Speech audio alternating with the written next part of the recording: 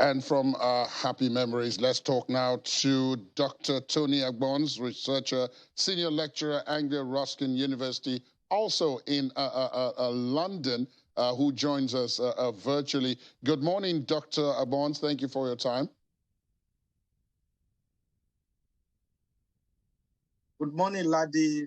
My pleasure to be here. And how is Lagos? Well, Lagos, as usual, is bubbling, chaotic, and moving. But in London, it does look as if you're expecting a large crowd as well, taking attention away from what we're about to discuss now, which is the war in Ukraine. As you heard our reporter in London talk about it, there's a lot going to happen over the next 4 days in London. Are you intending to be a part of that? You can see the way I'm dressed. It's a public holiday here today. It's buzzing here. There's excitement in the air. Something that has never happened before is happening here in the United Kingdom and London, to be specific. I'm sure after this program, I'll be zooming off to be part of the group. Absolutely, absolutely. That is very well expected. But let's take a few moments and talk about the situation in Ukraine, which is extremely serious at this point as the devastation and destruction continues. Do you see strategically any way out of this, apart from the obvious ways, which is for Russia to withdraw to its borders and for Ukraine to join NATO, which does look like it's not going to happen? So do you see any other way which allows both parties to walk away from this, being able to call themselves winners? Thank you very much, Ladi. It's so unfortunate that 21st century world, we are experiencing what is going on now in the Ukraine. A sovereign nation like Ukraine just being attacked by another due to show of strength, people wanting to bully the other. A nation just want to bully the another nation. Going to your question, I would say that the only way that this crisis is going to end is going to be what I have termed strategic readiness. To be honest, Russia actually thought that this war is going to be maybe something for like 2 or 3 weeks or probably 1 month that have crushed Ukraine. But that has not happened.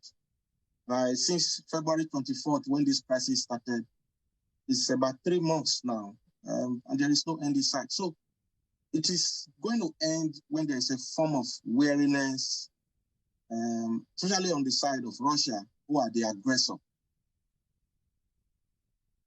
Given that scenario as you painted it, though, perhaps one could then take a look at it. What would make the Russians believe that it's time to discuss because many of the people I've spoken to on this program in the last 100 days or so have said that it's not possible for President Putin to walk away and just withdraw without being able to say that, oh, look, this is what we have gotten for our efforts. Otherwise, his position within Russia will be in itself untenable. So he can't do that. On the other hand, the Ukrainians cannot say, yes, in return for peace, we're going to give up this. That's already been suggested, and they've turned it down flatly. So it looks like we're between the devil and the deep blue sea. Yeah, I think the answer to this question is very simple. You can see the huge support that Ukraine is getting from the United States, and NATO, and other allies. So that is one way that this whole crisis is going to stop. Just last week, the U.S. Senate approved the huge sum of $40 billion, which is an 11th package of support and assistance to Ukraine. And those of us who follow the news and who have been following this crisis very closely, you see that the measure of resistance from Ukraine is going to deter Russia. You're right. Putin is not just going to walk away, but he's going to get to a point with the support that Ukraine is getting from the NATO, the US, and other allies, like I mentioned before, that it's very obvious to Russia and Putin that he's not going to win the war. And let me tell you something. Even the Russian military, by the time they start getting worried, they start getting tired, there's going to be some dissent, even within the Russian government, the Russian political elite, the Russian businesses are already, being strangulated as we speak.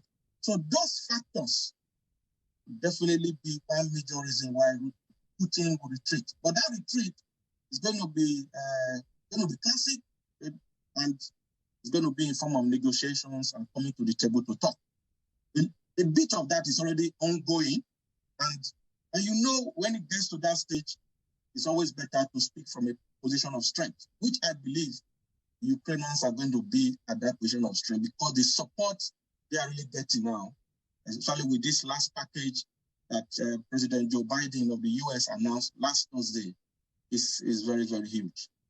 Indeed, it is, Dr. Tony Edmonds. Thank you very much for your time, and good luck with the Queen's celebrations later on today and in the run-up to the weekend. Thank you for your perspective.